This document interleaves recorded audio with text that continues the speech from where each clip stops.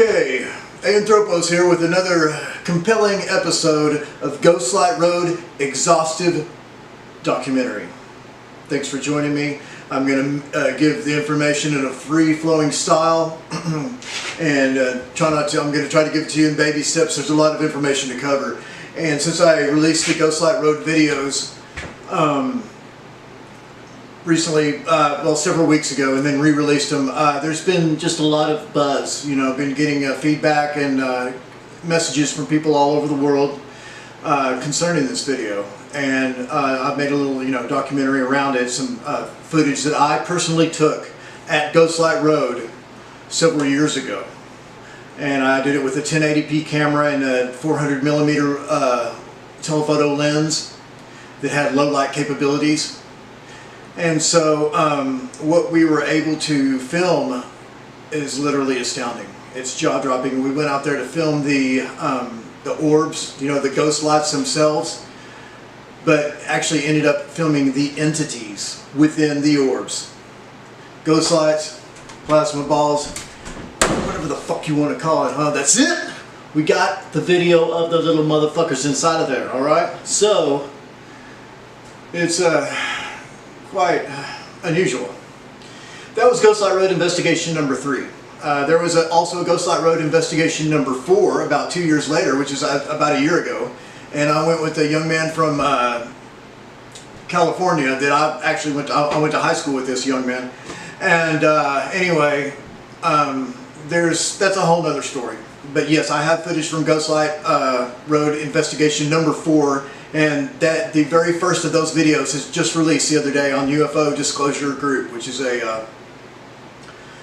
it's a Facebook group about ET phenomenon and stuff like that. A lot of y'all watching this may know exactly what that is because you may be members of that forum, and I highly recommend it. Okay, so what is the Ghostlight Road? I don't know. I don't know what the fuck it is. I can tell you what it looks like though. It looks like a glowing ball. Like a little glowing ball, like a golf ball, It's glowing. It emits its own light. It's not a reflection. It has light coming off of it and through it from inside of it. It can change colors and it can change size. Yes, I said it can change size. And motherfuckers can change size, huh? I don't know what's up with that. They're usually yellow or orange or white. And when they shrink down to an infinitesimal point of light, it's always white. Very bright, intensely bright white light. Just the size of, I don't know, a firefly or an atom or something like that. It's an infinitesimal point of light. When they get bigger, like say the size of a golf ball, then they are usually yellow in color. And then when they get even bigger than that, they're usually orange in color. And I've seen ones bigger than a baseball. I've seen one between the size of a baseball and a softball. And that's my estimation. Keep in mind these ghost lights, no matter what they're made out of, if the Holy Spirit or light or energy or plasma, whatever they are, or just a machine, they are intelligently controlled. In other words, if you chase the ghost light, it'll probably run away from you. But then if you run away from it, it'll chase you. And then you're chasing this one around, next thing you know, you're surrounded by them, right? Surrounded! What's up on Ghostlight Road? Ghostlight Road, or the legend of Ghostlight Road, is saying, one of them is that a man's wife was wrongfully, killed or something like that, and he was out looking for her, and he got hit by a train and was decapitated. And so this, phenomenon that you see where it looks like there's a lantern walking towards you, and I've experienced this. I probably have it on video somewhere, but I don't know exactly where it is. But I've got it's like there's a light walking towards you, but it's like a lantern.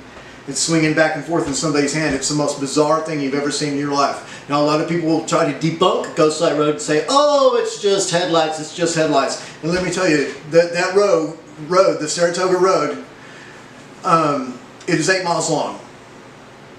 It is extremely flat, and it is straight as an arrow. Flat as a pancake, straight as an arrow, 8 miles long. Okay, the reason it was flat as a pancake, straight and narrow, and 8 miles long is because it was actually a railroad track at one time. And this was to get the natural resources out of there. At first they started off with cedar, so it was a timber industry, and then it went back to the petroleum industry, you know, big oil. And then I think it went back to the timber industry, and now it's back to the big oil, because as the people were driven out of the area as the prices went down, now the prices are going up, so they're doing more oil exploration, more drilling, I'm sure more fracking, right? Which I have a lot to say about, and none of it's good. And so anyway, that's pretty much it with that. Most of the people in the area are pretty shitty. I don't like them. They don't trust outsiders. They're not friendly. I'm from Lubbock, Texas. You know, I'm from the big city, quote unquote. But there's country all around there, and so I'm a lot country myself. But let me tell you, up in Lubbock, Texas, in the Panhandle, where I'm from, people are nice. People will give you the shirt off your back, huh? They'll if you get a flat tire or something like that, someone will pull over and render aid. And that's something you almost grow to count on when you're from that area. Just the kindness in people. And then let me tell you, there ain't no trace of it down here in this area. People are meaner than shit. God dang, the guys, all boys and all men, all wear camouflage. Like mossy oak type of shit. Camouflage. And I mean everyone wears camouflage. You'll throw yourself away as an outsider, if you're not wearing camouflage and you're a man. And it just so happens that my Dodge truck has the kind of mossy oak top package and everything, so it actually has some of that, camouflage on my truck, believe it or not. Big coincidence. And so, don't try to blend in with the locals, but I try to just avoid them as much as possible. People in that area are meaner than shit. Their wives are meaner than shit. You can't live down there unless you have a wife that's at least about 250 fucking pounds. That's it! They're all fatter than shit. And I'm not being a hater. I'm just telling you it's the goddamn truth, huh? That's it! That's the truth. So, and they're meaner than shit. So a bunch of mean, fat, white ladies, huh?